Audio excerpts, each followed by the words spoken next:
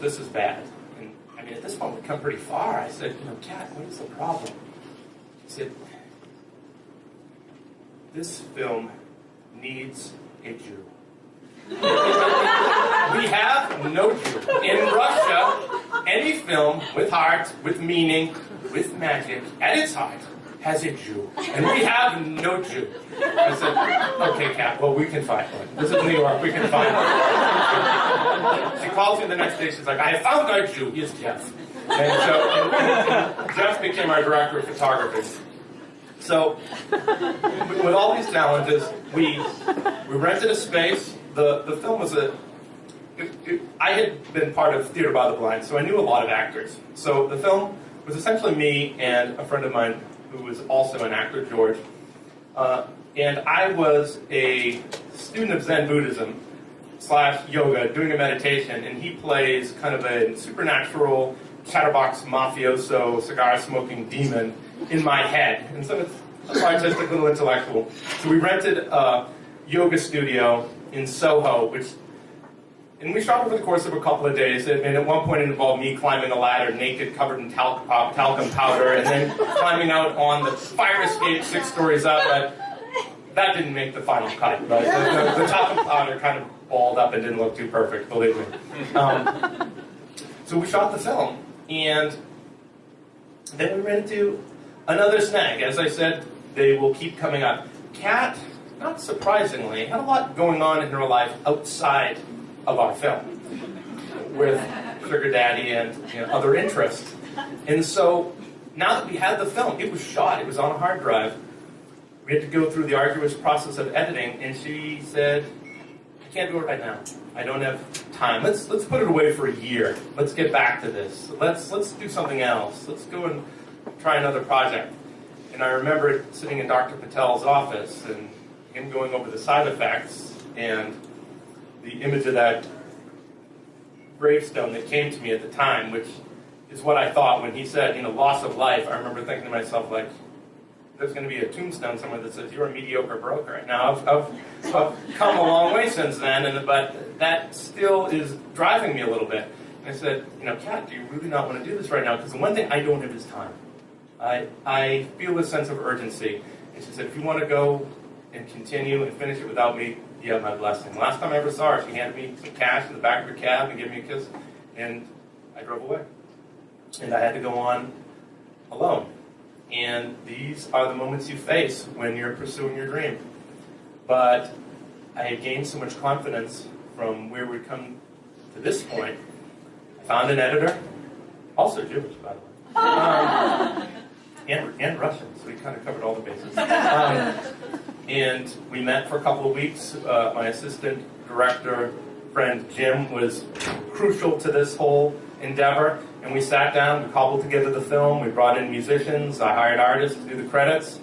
And rarely in my life, maybe just with the birth of my daughters, other than that, I've never felt this sense of satisfaction with myself, with the universe, that I had when I was standing there in Jim's apartment, actually, when I was handed the case with the DVD and the nice one-sheet, laminated sheet slipped inside, and on the front of it said, Adam Linn, director.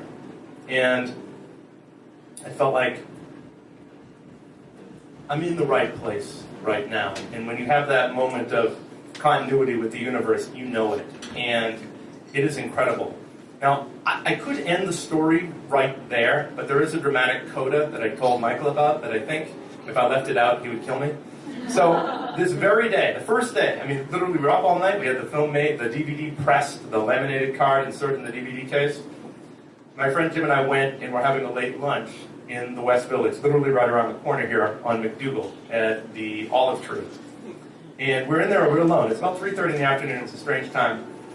There's one other group, there's a table directly behind us. They're sitting 2 feet away from us.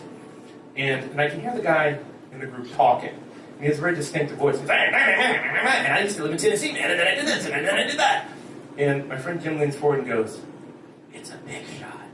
And I was like, who? He's like, I can't say, it's too close. And I was like, who? He's like, QT. It's like, QT? Quentin Tarantino. And I was like, oh my gosh. I said, what are we going to do? He said, we're going to give him the film.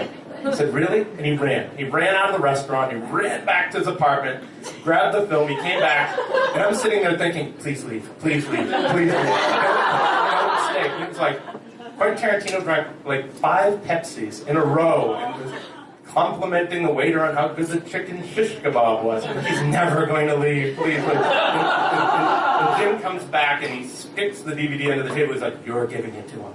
I was like, oh, of course, right? There's how to go down this road. And I sat there, and I wasn't as afraid as you might think. I was terrified on one level. I had this great image of him just pulling out a machine gun and killing me. Like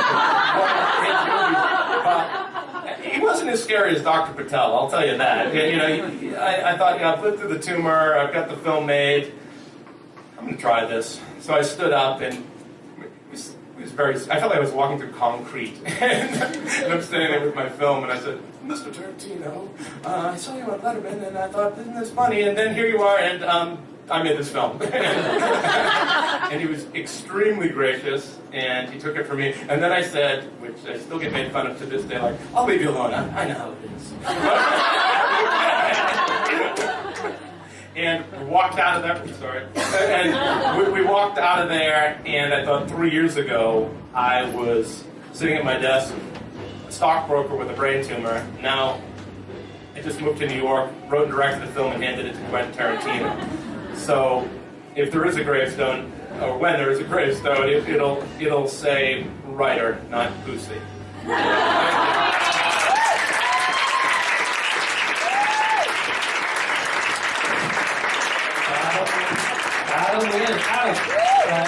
Before you go anywhere, you're talking about, that's such a fun, he told me that story as I was walking down the street, and I was like, I don't believe you, any of this. He's like, nah, it's real. Which, by the way, so all the story, whenever we have storytellers here, the stories are always real. You know, a lot of times we laugh, a lot of times we cry, but there's only one thing that's really funny in life, and that's the truth and the unexpected. And that story had a lot of truth and unexpectedness. You're talking about just, I forget the way you said it, but, you know, one with the universe, or flying with the universe, I can't remember how you referred to it as, but, you know, now that you had that experience and you really felt like what I call is flow, like, is that what that is? Like you're in the flow, it's just like you're in the river going with it, that's what it felt like? Flow, definitely, and I think the thing that I've discovered, Michael, and how important it is that you can get there sometimes, and then it's really easy to forget how you got there.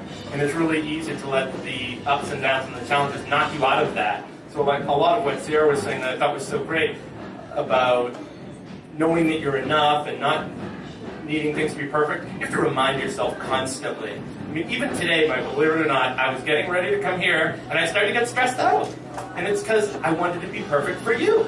And this is, I think, pretty natural, no? I said, you know, I really appreciate Michael asking me up here. I want this to be great. And I started to get really tense. And I said, ooh, I got to bring it down a notch. And, you know, it'll be great. Let's just leave it at that. So instead of being perfect, you were just kick-ass, right? I want to ask you, some audience members ask questions. So I'm going to ask you the first question. This is more vocational. And that is, this is from Kamal. Kamal, thank you. When did you start writing? And I'm going to even tag on a little addendum to what I think his other part of the question is. When did you start writing, and how did you know to start writing? Well, thanks, Kamal.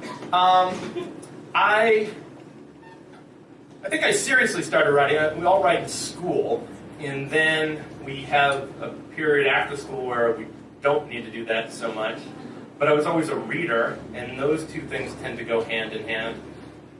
And I think because a little bit of it was fear, Michael, I thought I can write a script first. It's hard to write a novel. That looks really big, and that's a lot of words. Whereas a script, and you write the character's name, you write a line. I love to talk, as you all have figured out, and as Michael gives me the hook. So I'd written a script before I'd even been diagnosed with the tumor, and that's what I meant. At night, I was working as a broker during the day, and at night writing a script, so it let me know that was an interest. So while I don't think like a health catastrophe necessarily sparks an artistic urge, it certainly gives you the urgency to follow it. Well, it definitely goes with that idea of we're here for a flash. We don't know. You know, so create as much as we can during that time. Another question for you from Jolie. Thank you, Jolie. Adam, who's your hero? Oh, wow. That's a really hard question to answer because it's just like asking me my favorite book. I'd have to bring out like a pie chart and talk about different books at different times. My hero, can I give 3, Michael? Because absolutely. Hey, I grew up with my mom, a single mom, and my grandparents. Today's actually my grandma's 101st birthday. She's passed a few years ago, but when you told me the date, I thought, oh, that's very special. So yeah, I mean, they were, and my mom still is, just hardworking, very ordinary people who have just been so supportive of me and helped me so much that I don't know how I could pick anyone else. She was a real person. If that makes sense. So. That's beautiful. No, that's wonderful. So I end with the question that I want to ask all people, and that is, if you had 15 seconds on a microphone that reached everyone in the world with translators behind us, I knew where you were going with that. What would you say? I think we all need to get past the everyday and embrace peace and love, and that everyone is our brother and sister under the skin, and that we should love those around us. I mean, that's all I can leave it to, Michael. Adam, I love you. Adam, ladies and gentlemen.